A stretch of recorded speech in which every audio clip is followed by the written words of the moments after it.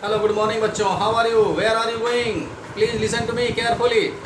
आज आप लोगों को मैं रक्षाबंधन के अवसर पर कुछ इंपॉर्टेंट बात बताने के लिए आया हूँ। मैं चाहता हूँ कि आप लोग इस दिन को इसी तरह यूँ ना गुजारे जैसे कि लॉकडाउन का समय चल रहा है और आप लोग जो हैं सब अपने अपने घरों में ही सुरक्षित हैं और इस रक्षाबंधन का त्यौहार का भी जो है लुत्फ़ उठा रहे हैं। काफ़ी हम लोगों का ये पावन त्यौहार है, भाई बहनों का रिश्ते का त्यौहार है और इस त्यौहार का हम लोग जो है हर वर्ष बहुत ही उत्सव के साथ और बहुत ही उल्लास के साथ इसे मनाते रहते हैं।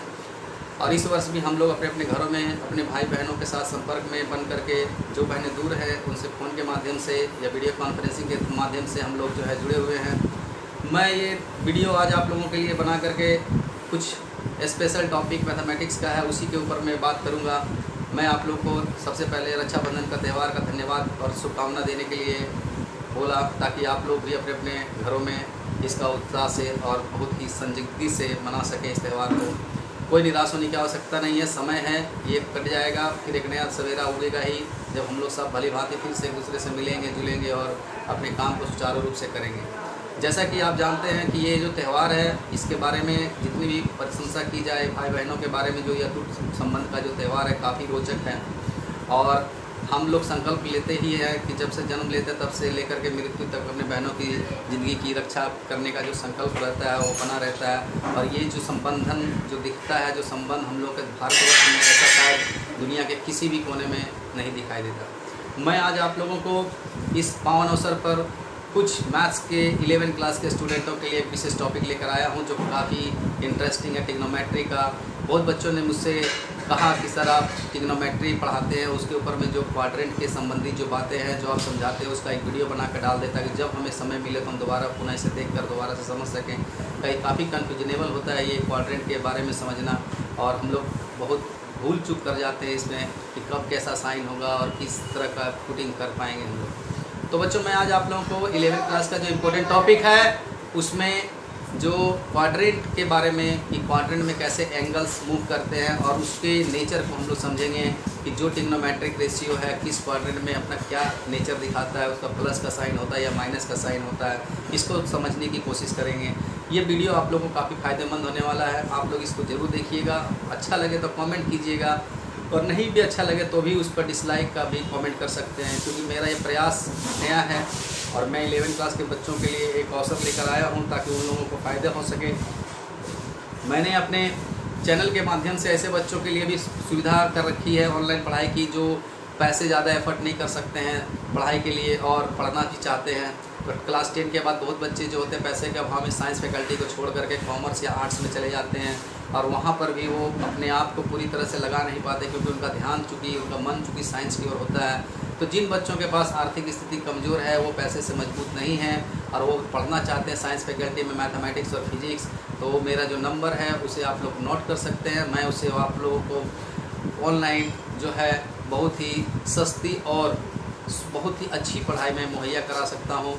आप लोग एक बार ट्राई करके ज़रूर देखें। अगर आप पसंद नहीं आया तो आप तो स्वतंत्र हैं ही उसे त्यागने के लिए, तो मैं ज़्यादा आप लोगों का समय बर्बाद नहीं करूँगा। और मैं ये कहना चाहूँगा कि इस पावन अवसर पे आप लोग मेरे इस वीडियो को ज़रूर देखें और अपना समय का सदुपयोग करें। तो आइए चलिए शुरू करते हैं कि हम लोग ट्रिग्नोमेट्री में जो क्वाड्रेंट का जो ट्रिग्नोमेट्रिक रेशियो उसमें अपना नेचर दिखाता है वो किस प्रकार का होता है। तो चलिए बच्चों मैं आप लोगों को शुरू करता हूँ। बोर्ड आप लोगों को दिखाई दे रहा होगा। जैसे कि बच्चों हम लोग जानते हैं कि ट्रिग्नोमेट्रिक रेशियो जो है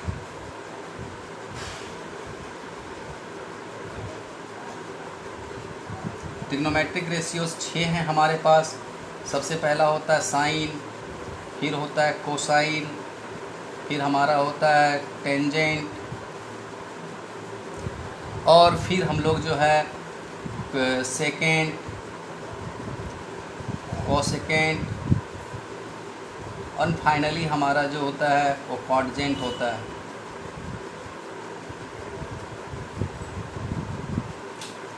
तो जैसे कि बच्चों आप लोग ये 6 ट्रिग्नोमेट्रिक रेशियो के बारे में जान रहे हैं, पहले से भली भांति परिचित हैं इसके बारे में। तो साइन को हम लोग सिंपली साइन लिखते हैं, कोसाइन को हम लोग सिंपली कोस लिखते हैं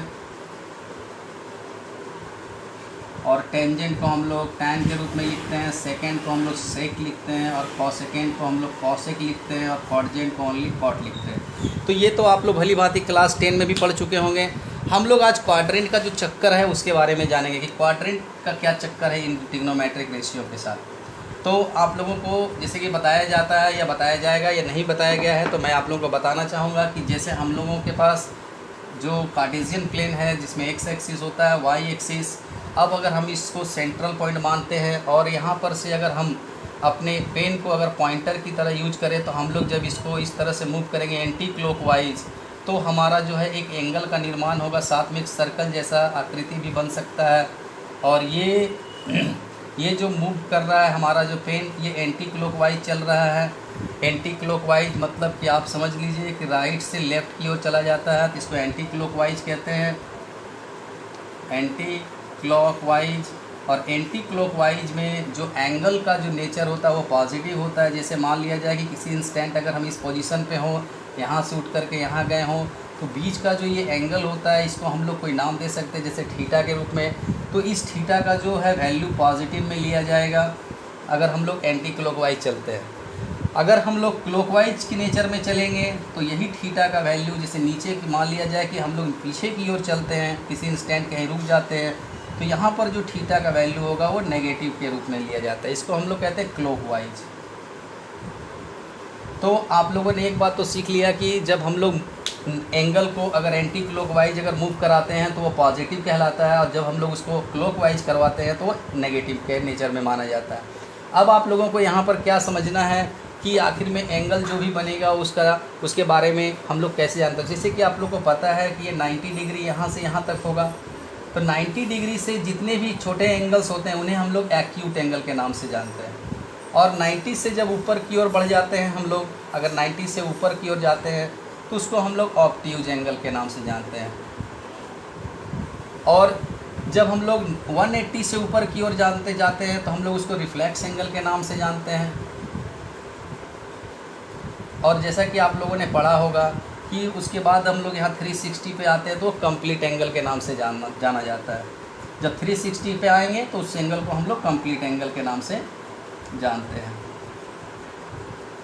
अब जो है ये तो एंगल के बारे में आप लोग समझ गए होंगे कि एक्यूट कब कहा जाएगा, कब ऑब्ट्यूज के सेंस में होगा, और कब वो रिफ्लेक्सिव एंगल माना जाएगा, और कब वो कंप्लीट एंगल कहलाएगा। तो ये जो थी आप लोगों को एंगल के बारे में मैंने बताया कुछ बातें। अब मैं आप लोगों को क्वाड्रेंट में जो ट्रिग्नोमेट्रिक रेशियो है उनके बारे में समझाऊंगा। तो जैसा कि आप लोग जानते हैं कि ट्रिग्नोमेट्रिक रेशियो 6 होते हैं, और इन 6 का नेचर जो है हमारा किस क्वाड्रेंट में क्या होगा। तो सबसे पहले मैं आपको क्वाड्रेंट से परिचय करवा देता हूँ। जैसे कि आप लोगों ने देखा होगा, क्लास में भी 9-10 में भी पढ़ा होगा, एक्स एक्सिस का पॉजिटिव नेगेटिव, या वाई एक्सिस का पॉजिटिव और इधर नेगेटिव, बीच में हमारा ओरिजिन होता है। तो जो फर्स्ट पार्ट है हमारा इसे हम लोग फर्स्ट क्वाड्रेंट के नाम से जानते हैं, इसे हम लोग फर्स्ट क्वाड्रेंट के नाम से जानते हैं। और ये चूँकि इसमें सारा वैल्यू पॉजिटिव होता है, एक्स का भी और वाई का भी। और सेकेंड क्वाड्रेंट में जब हम लोग आते हैं तो इसमें एक्स का नेगेटिव वैल्यू लिया जाता है और वाई का पॉजिटिव वैल्यू लिया जाता है, इसलिए नेगेटिव पॉजिटिव हुआ तो ये सेकेंड क्वाड्रेंट के नाम से जाना जाता है। और फिर जब हम लोग एक्स का भी नेगेटिव वाई का भी नेगेटिव लेते हैं तब ये हमारा थर्ड क्वाड्रेंट के नाम से जाना जाता है। और जब हमारा एक्स का पॉजिटिव होता है और वाई का नेगेटिव होता है तो हम लोग इसको फोर्थ क्वाड्रेंट के नाम से जानते हैं। तो ये तो आप लोगों ने क्वाड्रेंट के बारे में समझ लिया। अब एक बात और मैं बताता हूँ इसमें कि अगर हमारा एंगल का रेंज 0 से लेकर के 90 तक अगर हो तो हम लोग उसको फर्स्ट क्वाड्रेंट का एंगल कहेंगे। अगर हमारा एंगल 90 डिग्री से ऊपर और 180 तक हो तो उसको हम लोग सेकेंड क्वाड्रेंट का एंगल कहेंगे। और अगर हमारा एंगल 180 से ऊपर चला जाए और 270 से नीचे हो या 360 से नीचे हो, अभी फ़िलहाल मैं 270 बता रहा हूँ थर्ड क्वाड्रेंट के लिए कि ये इसका रेंज है 180 to 270। और फोर्थ क्वाड्रेंट का तो आप समझ ही गए होंगे कि 270 से ऊपर होना चाहिए और 360 से नीचे ही।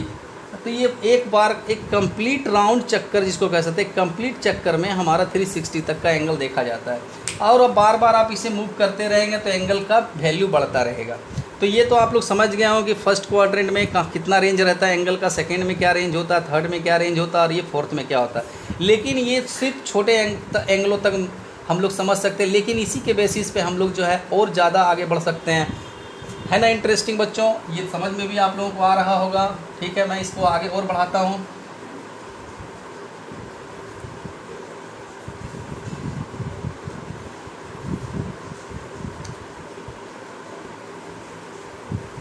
हम लोगों को यहाँ समझना है कि हमारे पास जो क्वाड्रेंट है उसका ज्ञान तो आप लोगों को हो ही गया है।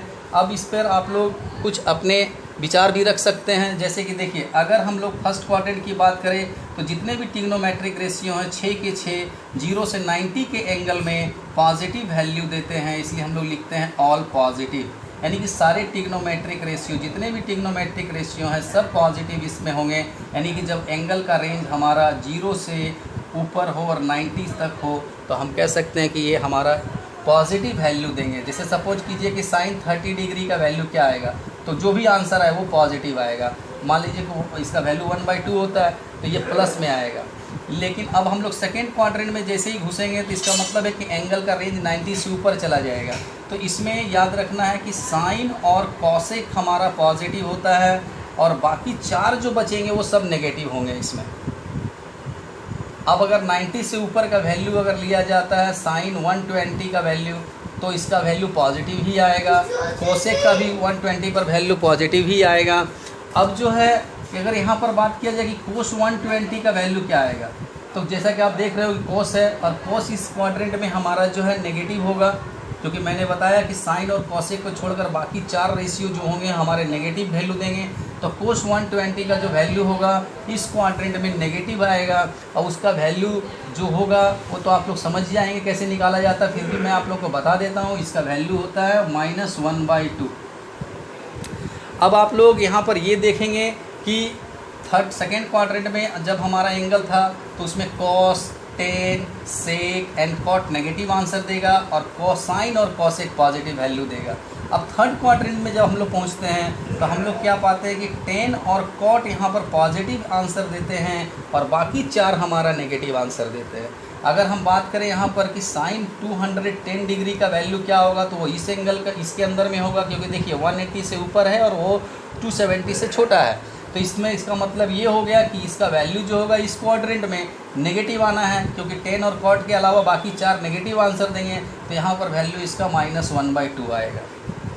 अब ये 1/2 वैल्यू कैसे आता है, ये सब कैसे आता है, इसके बारे में भी मैं आप लोगों को बताऊंगा। लेकिन फिलहाल मैं आप लोगों को सिर्फ साइन के बारे में बता रहा हूँ कि नेगेटिव और पॉजिटिव कब किस क्वाड्रेंट में किस एंगल का वैल्यू होगा। अब बात करते हैं फोर्थ क्वाड्रेंट में। तो फोर्थ क्वाड्रेंट में जैसे ही हम लोग पहुँचते हैं तो यहाँ पर हम लोग क्या पाते हैं कि हमारा कॉस और सेक पॉजिटिव वैल्यू देते हैं और बाकी 4 जो होंगे वो यहाँ नेगेटिव आंसर देंगे।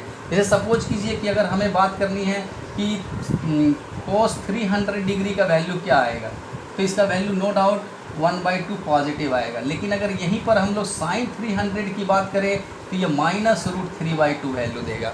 तो बच्चों जैसे कि आप लोग देख रहे हैं कि 300 का जो वैल्यू का मान होगा वो फोर्थ क्वाड्रेंट में लाइज करेगा। वो इतना दूर से इतना दूर तक आएगा एंगल, हो सकता है ऐसे पूरा एंगल बने। और यहाँ पर जो आपका वैल्यू दिख रहा है कोस 300 डिग्री का हाफ, क्योंकि इसमें कोस अगर होता है तो पॉजिटिव वैल्यू देगा, अगर साइन लगा हुआ साथ में तो नेगेटिव आंसर देगा, 10 भी नेगेटिव देगा। बाकी जैसे कि आप लोग समझ ही रहे होंगे कि कोस और सेक को छोड़कर 4 के 4 जो भी होंगे इस एंगल के मेजरमेंट में सब नेगेटिव आंसर देंगे। तो आप लोगों ने अभी जाना कि first quadrant, second quadrant, third quadrant और फोर्थ क्वाड्रेंट में जो है कौन कौन से एंगल पॉजिटिव होते हैं और कौन से नेगेटिव होते हैं। ये बेहद ही इंपॉर्टेंट टॉपिक है, इसको दिमाग में बैठा के रखने की आपको ज़रूरत है। और अगर आप लोग इसको अच्छी तरह से याद रखते हैं तो आपका कभी भी कोई प्रॉब्लम नहीं होने वाला ट्रिग्नोमेट्री में। तो आइए, ये तो आप समझ गए होंगे। अब हम लोग बात करेंगे कि कैसे जानेंगे कि हम लोग आगे का जो और सारे ट्रिग्नोमेट्रिक रेशियो के एंगलों पर विचार कैसे करेंगे। तो मैं उसे आप लोग अगले वीडियो में बना करके दिखाऊंगा। आप लोग इस वीडियो को देखें।